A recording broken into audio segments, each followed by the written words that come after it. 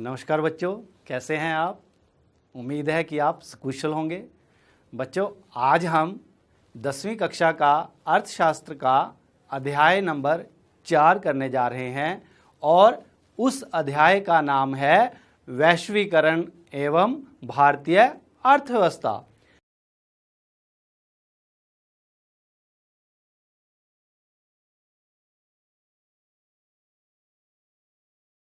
इसका एक भाग हम पहले कर चुके हैं और अब हम इसका दूसरा भाग करेंगे और इस दूसरे भाग में हम ये देखने का प्रयास करेंगे कि वैश्वीकरण क्या है, वैश्वीकरण को सुगम बनाने वाले कारक कौन से हैं और भारतीय अर्थव्यवस्था पर इस वैश्वीकरण का क्या प्रभाव पड़ा है। तो आइए हम शुरू करते हैं। पिछले भाग में हमने ये जानने का प्रयास किया था कि बहुराष्ट्रीय कंपनियां क्या होती हैं। तो आपने जाना था कि बहुराष्ट्रीय कंपनियां वे कंपनियां होती हैं जिनका जो व्यापार है एक से ज़्यादा देशों में होता है। अब ये बहुराष्ट्रीय कंपनियां करती क्या हैं? ये उन स्थानों को खोजती हैं जहां पर उनका उत्पादन सस्ता हो, यानी कम लागत में हो, और इसीलिए वो वहां पर निवेश करना शुरू कर देती हैं जहां पर उनको लगता है कि उनकी लागत कम है।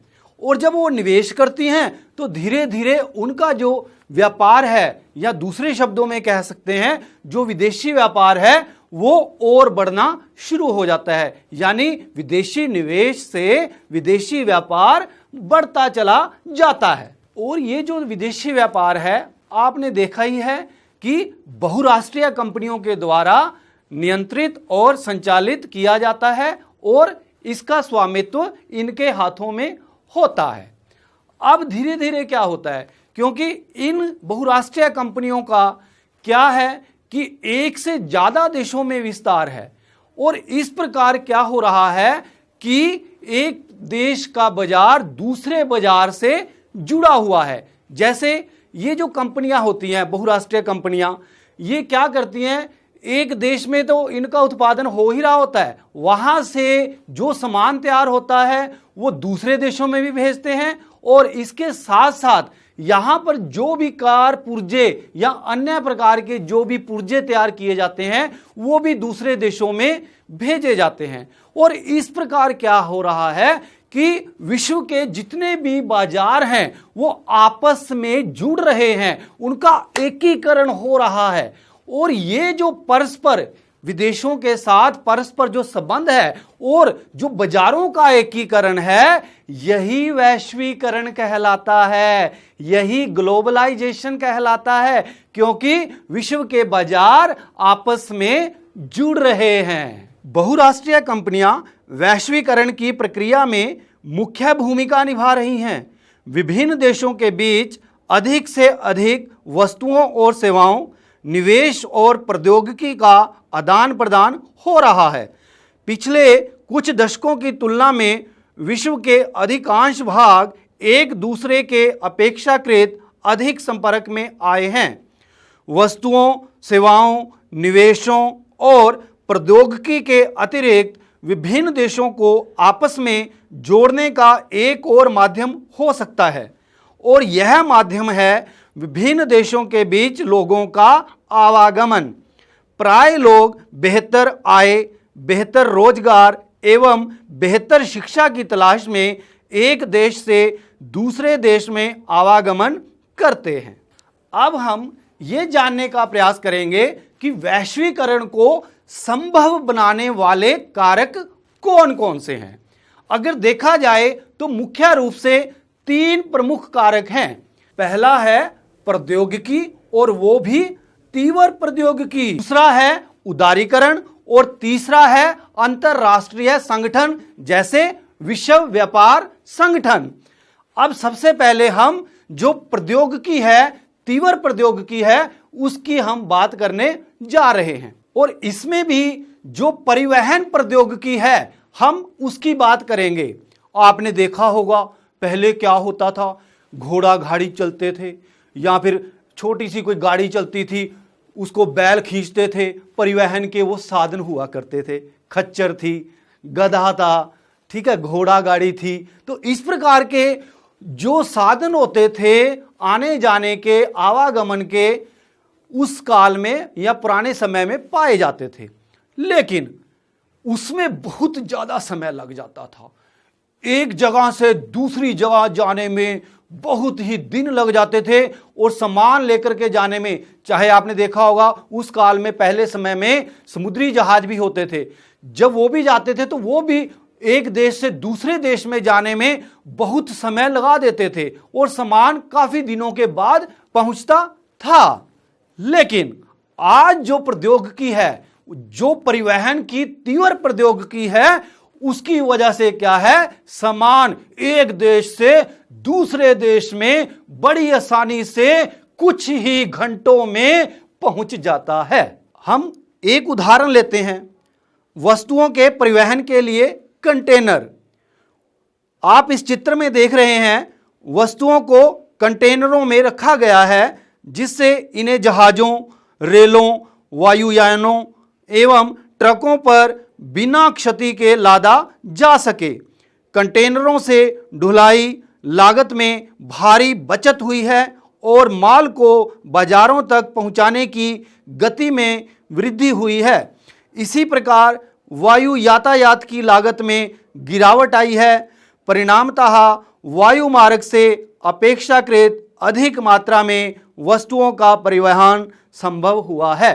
इसी के साथ सूचना एवं संचार प्रौद्योगिकी का विकास हुआ है। आप देख रहे हैं, हमें यहां पर आजकल लैपटॉप, इंटरनेट, पता नहीं कितने प्रकार की नई चीजें आ गई हैं, जिनसे जो हमारे संदेश हैं एक स्थान से दूसरे स्थान पर बहुत ही कम समय में पहुंच जाते हैं। दूर संचार सुविधाओं जैसे टेलीग्राम, टेलीफोन एवं फैक्स का विश्व भर में एक दूसरे से संपर्क करने, सूचनाओं को तत्काल प्राप्त करने और दूरवर्ती क्षेत्रों से संवाद करने में प्रयोग किया जाता है। ये सुविधाएं संचार उपग्रहों द्वारा सुगम हुई हैं। जैसा कि आप जानते होंगे, जीवन के लगभग प्रत्येक क्षेत्र में कंप्यूटरों का प्रवेश हो गया है। आपने इंटरनेट के चमत्कारी संसार में भी प्रवेश किया होगा, जहां जो कुछ भी आप जानना चाहते हैं लगभग उसकी जानकारी प्राप्त कर सकते हैं और सूचनाओं को आपस में बांट सकते हैं। इंटरनेट से हम तत्काल इलेक्ट्रॉनिक डाक या ईमेल भेज सकते हैं और अत्यंत कम मूल्य पर विश्व भर में बात या वॉइस मेल कर सकते हैं। अब इस संचार प्रौद्योगिकी का हम एक उदाहरण देख सकते हैं। अब क्या है कि लंदन के अंदर एक अखबार छपती है। अब वो जो किताब छपती है उसका डिजाइनिंग और छपाई का काम भारत की जो राजधानी दिल्ली है वहां पर किया जाता है, और वो जो अखबार है उसकी डिजाइनिंग और छपाई का काम भारत की राजधानी नई दिल्ली में होता है।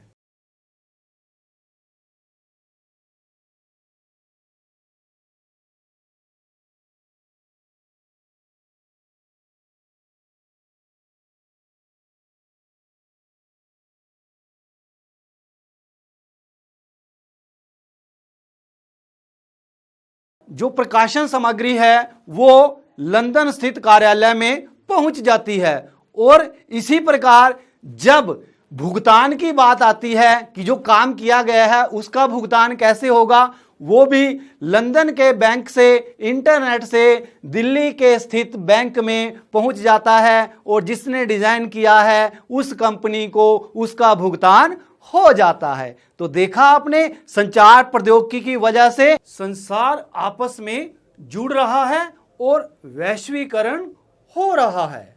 अब हम वैश्वीकरण को सुगम बनाने वाली दूसरी बात का वर्णन करने जा रहे हैं। हमने जो पहले अध्याय में पढ़ा था, चीनी जो खिलौने आ रहे हैं भारत में, अब हम उसका दोबारा एक उदाहरण लेंगे। अब क्या हो रहा है, जो चीनी यहां पर खिलौने आ रहे हैं, चीन से बने हुए जो खिलौने आ रहे हैं, अब लोग उसको ज्यादा खरीद रहे हैं क्योंकि वो सस्ते भी हैं और बढ़िया गुणवत्ता वाले भी हैं। लेकिन अब क्या किया गया, भारतीय जो विनिर्माता थे खिलौने बनाने वाले, भारत सरकार उनको प्रोत्साहन दे रही है, देना चाहती है। तो उसके लिए उसने क्या किया, जो चीन से खिलौने आ रहे हैं उसके ऊपर कर लगा दिया। उदाहरण के लिए मान लीजिए चीन से जो खिलौना आ रहा है वो 50 रुपए का है और उसी प्रकार का जो खिलौना है भारत में वो 80 रुपए का है। तो सीधी सी बात है, लोग 50 रुपए वाला खिलौना खरीदेंगे क्योंकि उनके 30 रुपए बचते हैं और वो बढ़िया भी लग रहा है दिखने में। तब क्या करेगी भारत सरकार, ये जो भारत के विनिर्माता हैं खिलौना बनाने वाले, उनको प्रोत्साहन देने के लिए क्या करेगी, चीनी खिलौने पर या चीन से आने वाले खिलौनों पर कर लगा देगी। मान लीजिए उसने 100% कर लगा दिया, इसको आयात कर, यानी जो दूसरे देशों से जो चीज आई है उसमें जो कर लगा है उसको आयात कर कहा जाता है।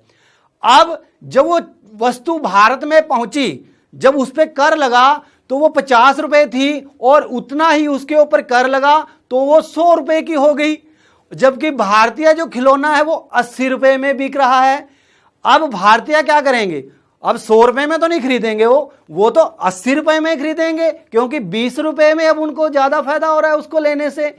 अब क्या हुआ, ये जो कर लगाया भारतीय सरकार ने चीन के बने हुए खिलौनों पर, उससे क्या हुआ, चीन के खिलौनों की जो बिक्री थी भारत में कम हो गई और भारतीय जो खिलौने हैं उनकी जो बिक्री है वो बढ़ गई। अब ये जो आयात कर लगाया वो एक प्रकार से व्यापार अवरोधक है। अब ये व्यापार अवरोधक क्या होता है, कोई भी चीज जो व्यापार में प्रतिबंध लगाती है, उसको आने से रोकती है या कम करती है, उसको व्यापार अवरोधक कहा जाता है। और कोई भी देश की सरकार ऐसा इसलिए करती है ताकि वो देख सके कि उसके देश में जो वस्तुएं हैं उनका जो नियमन है, जो नियंत्रण है, वो कम आए या ज्यादा आए, इसके लिए वो कर लगाती है, व्यापार अवरोधक तैयार करती है। अब स्वतंत्रता के बाद भारत सरकार ने इस नीति को अपनाया था। किस नीति को, यानी दूसरे देशों से आने वाली जो वस्तुएं थी उन पर कर लगाना शुरू कर दिया था। आप सोच रहे होंगे ऐसा क्यों किया, ऐसा इसलिए किया क्योंकि अभी आपको पता है कि भारत नया नया आजाद हुआ है और यहां पर जो उद्योगपति हैं वो अभी अभी शुरुआत कर रहे हैं। अब इन उद्योगपतियों को कहीं ना कहीं किसी ना किसी रूप में संरक्षण देना था और संरक्षण तभी दिया जा सकता था जब बाहर से आने वाली चीज महंगी हो और लोग उसको कम खरीदें और भारत में जो चीज बन रही है लोग उसको खरीदें। कहीं ऐसा ना हो कि दूसरे देश से कोई चीज आए वो महंगी बिके और भारत में जो अभी अभी उद्योगपति अपना काम करना शुरू किए हैं उनकी चीज महंगी बिके, तो उनको तो निराशा होगी और जिसकी वजह से उनका उत्पादन कम हो जाएगा। तो इसके लिए क्या किया भारत सरकार ने, स्वतंत्रता के बाद शुरुआती दौर में ये जो व्यापार अवरोधक वाला काम था या कर लगाने वाली जो नीति थी उसको जारी रखा और अपने देश के घरेलू जो उद्योगपति थे या घरेलू जो उद्योग थे उनको संरक्षण देने की नीति जारी रखी। लेकिन 3 चीजों पर भारत सरकार ने कर नहीं लगाया, उनको स्वतंत्र रूप से भारत में आने दिया।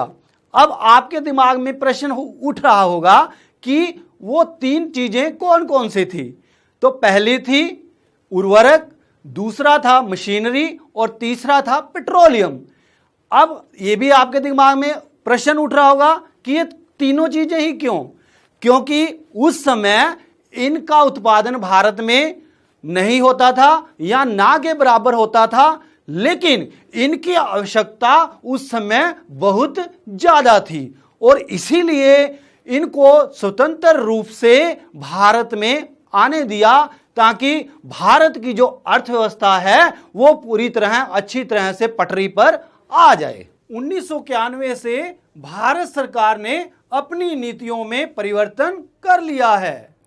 अब उसको लगने लगा या उसने उत्पादकों को कह दिया कि अब समय आ गया है कि आपको विश्व के उत्पादकों के साथ प्रतिस्पर्धा करनी है, मुकाबला करना है, प्रतियोगिता करनी है और आपका जो सामान है, आपके जो उत्पाद हैं, उसमें आपको गुणवत्ता लानी है, तभी आप विश्व स्तर पर टिक पाएंगे, नहीं तो आप बाजार से या विश्व के बाजार से बाहर हो जाएंगे। और जितने भी अंतरराष्ट्रीय संगठन थे उन्होंने भी इस बात का समर्थन किया कि भारत के उत्पादकों को विश्व के उत्पादकों के साथ अब प्रतिस्पर्धा करनी होगी। अब उसने जो पहले वाली स्थिति थी कर लगाने वाली, उसको हटा दिया कि अब तो सारा काम मुक्त रूप से चलेगा, स्वतंत्र रूप से चलेगा और ये जो व्यवस्था है अपनी अर्थव्यवस्था को दूसरे देशों के लिए खोलना कि आइए यहां पर अब आप बिना करके व्यापार कीजिए, अपने कारखाने लगाइए, अपने कार्यालय खोलिए, ये जो स्थिति है या ये जो प्रक्रिया है इसको ही हम उदारीकरण कहते हैं, क्योंकि हमने अपनी अर्थव्यवस्था को उदार बना लिया है। अब इस उदारीकरण में क्या होता है कि जो भी व्यवसायी होते हैं उनको आजादी दे दी कि वो जो भी सामान मंगवाएं या भेजें, दूसरे देशों में भेजें या दूसरे देशों से मंगवाएं। अब सरकार का उनके ऊपर किसी प्रकार का नियंत्रण नहीं रहेगा। जो उत्पादक हैं, जिनको सामान चाहिए या सामान भेजना है, वो मुक्त रूप से ऐसा काम करें। और वैश्वीकरण को जो सुगम बनाने वाला तीसरा बड़ा कारण था वो था विश्व व्यापार संगठन। हमने पीछे जब बात की थी तो हमने कहा था कि अंतरराष्ट्रीय संगठनों ने भारत की उदारवादी नीति का समर्थन किया था और जो विश्व व्यापार संगठन है उसका काम भी यही है। वो भी यही चाहता है कि विभिन्न देश आपस में एक दूसरे के साथ स्वतंत्र रूप से व्यापार करें और अपने देश में किसी भी वस्तु पर किसी प्रकार का कोई कर ना लगाएं, ताकि जो चीजें हैं एक जगह से या एक देश से दूसरे देश में सुगमता से पहुंच जाएं और इस प्रकार जो वैश्वीकरण है उसको इन चीजों से बल मिला। आइए अब हम एक बार विश्व व्यापार संगठन क्या है उसके बारे में थोड़ा जान लें। अब हम भारत में वैश्वीकरण के प्रभावों की चर्चा करेंगे। अगर हम देखें तो सबसे फायदा जो हुआ वो उपभोक्ताओं को हुआ, क्योंकि यहां पर देशी या स्थानीय उत्पादक हैं और विदेशी उत्पादक भी हैं। अब इन दोनों के बीच में प्रतिस्पर्धा हो रही है और उसकी वजह से जो सामान है, जो वस्तुएं हैं, जो उत्पाद है वो बढ़िया से बढ़िया तैयार हो रहा है और जो उपभोक्ता है उनको कई विकल्प मिल रहे हैं। तो इसलिए सबसे ज्यादा फायदा उपभोक्ताओं को हुआ है। विश्व व्यापार संगठन WTO एक ऐसा संगठन है जिसका ध्येय अंतर्राष्ट्रीय व्यापार को उदार बनाना है। विकसित देशों की पहल पर शुरू किया गया विश्व व्यापार संगठन अंतर्राष्ट्रीय व्यापार से संबंधित नियमों को निर्धारित करता है और यह देखता है कि इन नियमों का पालन हो। वर्तमान में 164 देश विश्व व्यापार संगठन के सदस्य हैं। यद्यपि विश्व व्यापार संगठन सभी देशों को मुक्त व्यापार की सुविधा देता है, परंतु व्यवहार में यह देखा गया है कि विकसित देशों ने अनुचित ढंग से व्यापार अवरोधकों को बरकरार रखा है। दूसरी ओर विश्व व्यापार संगठन के नियमों ने विकासशील देशों के व्यापार अवरोधों को हटाने के लिए विवश किया है। इसका एक उदाहरण कृषि उत्पादों के व्यापार पर वर्तमान बहस है। दूसरा, अनेक शीर्ष भारतीय कंपनियां बढ़ी हुई प्रतिस्पर्धा से लाभान्वित हुई हैं। इन कंपनियों ने नवीनतम प्रौद्योगिकी और उत्पादन प्रणाली में निवेश किया और अपने उत्पाद मानकों को ऊंचा उठाया है। कुछ ने विदेशी कंपनियों के साथ सफलतापूर्वक सहयोग कर लाभ अर्जित किया है। इससे भी आगे वैश्वीकरण ने कुछ बड़ी भारतीय कंपनियों को बहुराष्ट्रीय कंपनियों के रूप में उभरने के योग्य बनाया है। टाटा मोटर्स मोटर गाड़ियाँ, इन्फोसिस आईटी, रैनबैक्सी दवाइयाँ, एशियन पेंट, सुंदरम फास्टनर्स, नट और बोल्ट कुछ ऐसी भारतीय कंपनियां हैं जो विश्व स्तर पर अपने क्रियाकलापों का प्रसार कर रही हैं। इसके अतिरिक्त वैश्वीकरण ने सेवा प्रदाता कंपनियों, विशेषकर सूचना और संचार प्रौद्योगिकी वाली कंपनियों के लिए नए अवसरों का सृजन किया है। भारतीय कंपनी द्वारा लंदन स्थित कंपनी के लिए पत्रिका का प्रकाशन और कॉल सेंटर इसके उदाहरण हैं। जहां वैश्वीकरण के सकारात्मक प्रभाव निकले हैं भारत में, वहीं दूसरी तरफ हम देख रहे हैं कि इसके कुछ नकारात्मक प्रभाव भी हमें देखने को मिले हैं। और सबसे ज़्यादा जो नुकसान हुआ है वो छोटे उत्पादकों को हुआ है। इन छोटे उत्पादकों को बहुत ही संघर्ष करना पड़ रहा है और जो दूसरे देशों से कंपनियां आ रही हैं उनके साथ प्रतिस्पर्धा करनी पड़ रही है, जिसकी वजह से क्या हो रहा है, इनका जो कामकाज है वो ठप हो रहा है और इनके द्वारा जो कंपनियां खोली गई हैं, चलाई गई हैं, वो बंद हो रही हैं। इसके साथ साथ जो श्रमिक वर्ग है उसको भी इन कंपनियों के आने से बहुत नुकसान हुआ है। क्या होता था कि पहले कुछ लोग ऐसी कंपनी में काम करते थे जहां पर वो नियमित रूप से थे। नियमित रूप काम करने से उनको सभी प्रकार के लाभ मिलते थे। लेकिन जैसे ही ये कंपनियां, बहुराष्ट्रीय कंपनियां या उदारीकरण की नीति के बाद भारत में ये कंपनियां आना शुरू हुई, उसकी वजह से क्या हुआ, वो चाह रही हैं कि सबसे सस्ती वस्तु मिले।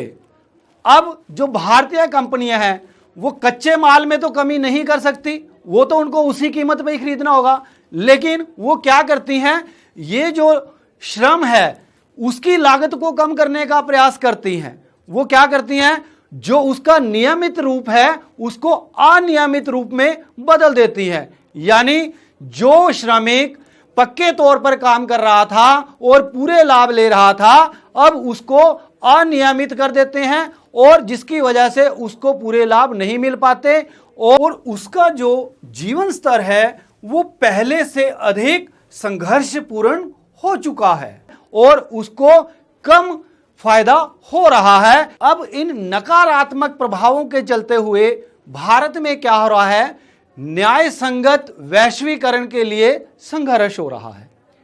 हमने देखा कि जो वैश्वीकरण का लाभ है केवल कुशल, शिक्षित या धनी वर्ग को मिला है, जबकि जो अकुशल श्रमिक हैं उन्हें इसका बहुत ही कम लाभ मिला है। अब इसके लिए प्रयास हो रहे हैं, सरकार भी प्रयास कर रही है, जनता भी प्रयास करती है कि कुछ ऐसा काम किया जाए, कुछ ऐसे कानून बनाए जाएं कि जिससे जो श्रमिक हैं या अन्य जितने भी वर्ग हैं, वैश्वीकरण का फायदा उन सबको मिले। तो बच्चों, हमने इस अध्याय के दूसरे भाग में ये जानने का प्रयास किया कि वैश्वीकरण क्या है, इसको सुगम बनाने वाले कारक कौन से हैं और भारतीय अर्थव्यवस्था पर वैश्वीकरण का क्या प्रभाव पड़ा। इसी के साथ हमारा ये जो अध्याय है समाप्त है और उम्मीद है कि आपको समझ आया होगा। इसी के साथ धन्यवाद। लेकिन अब इसके बाद हम इसके जो आपने क्या पढ़ा, क्या समझा, उसके बारे में हम थोड़ा प्रश्न उत्तर के माध्यम से ये जानने का प्रयास करेंगे। अर्थात अब हम प्रश्न उत्तर करेंगे। पहले हम बहुविकल्पी प्रश्न करेंगे। प्रश्न नंबर 1, विश्व व्यापार संगठन में कितने देश हैं? और विकल्प हैं 190, 194, 184, 165। हाँ, बिल्कुल सही पकड़ा है आपने। इसका उत्तर है 165। प्रश्न नंबर 2, भारत में उदारीकरण की प्रक्रिया कब शुरू हुई? 1951, 1991, 1981, 2001। बिल्कुल सही, आपने पकड़ ली है बात। 1991 में भारत में उदारीकरण की प्रक्रिया शुरू हुई है। प्रश्न नंबर 3, वह व्यक्ति जो वस्तुओं का निर्माण करता है क्या कहलाता है? उपभोक्ता, निवेशक, उत्पादक या व्यापारी? हाँ, जो वस्तुओं का निर्माण करेगा, उत्पादन करेगा, उसको हम क्या कहेंगे? उत्पादक। प्रश्न नंबर 4, निम्न में से कौन सी बहुराष्ट्रीय कंपनी भारतीय नहीं है? Ranbaxy, Asian paints, Tata Motors, Ford Motors. अगर आप ऊपर वाली तीनों देखें तो वो तीनों भारतीय हैं, लेकिन फोर्ड मोटर्स भारतीय कंपनी नहीं है। इसका जो सही उत्तर होगा वो है फोर्ड मोटर। प्रश्न नंबर 5, वैश्वीकरण से किसके जीवन सुधार में बढ़ोतरी हुई है? सभी लोगों के, विकसित देशों के लोगों के, विकासशील देशों के श्रमिकों के, उपयुक्त में से कोई नहीं। तो आप ही देख रहे हैं कि अगर सबसे फायदा हुआ है तो वो विकसित देशों के लोगों को हुआ है। अब हम छोटे या लघु उत्तरात्मक प्रश्न करेंगे। प्रश्न नंबर 1, उदारीकरण क्या होता है? उत्तर, सरकार द्वारा अवरोधों अथवा प्रतिबंधों को हटाने की प्रक्रिया उदारीकरण कहलाती है। प्रश्न नंबर 2, निवेश क्या होता है? विभिन्न प्रकार की परिसंपत्तियों जैसे भूमि, मशीन और अन्य प्रकार के उपकरणों को खरीदने में खर्च की गई राशि को निवेश कहते हैं। प्रश्न नंबर 3, वैश्वीकरण को समझाएं। उत्तर, वैश्वीकरण वह प्रक्रिया है जिसमें व्यापार, सेवाओं या तकनीकों का पूरे संसार में वृद्धि, विकास और विस्तार किया जाता है। प्रश्न नंबर 4, न्यायसंगत वैश्वीकरण क्या है? न्यायसंगत वैश्वीकरण वो प्रक्रिया है जिसमें हर वर्ग के व्यक्ति को काम का अवसर प्रदान करने की कोशिश की जाती है। प्रश्न नंबर 5, आज़ादी के बाद 1950 और 1960 के दशकों में किन वस्तुओं को छोड़कर व्यापार अवरोधक लगाए गए थे? उत्तर, मशीनरी, उर्वरक और पेट्रोलियम, क्योंकि ये बहुत ही अनिवार्य थे और इनका उत्पादन भारत में उस समय नहीं होता था या बहुत कम ही होता था। और इसी के साथ हमारा प्रश्न उत्तर वाला सत्र और ये अध्याय समाप्त हुआ। उम्मीद है आपको अच्छी तरह समझ आया होगा। इसी के साथ धन्यवाद। स्वस्थ रहें, सुरक्षित रहें।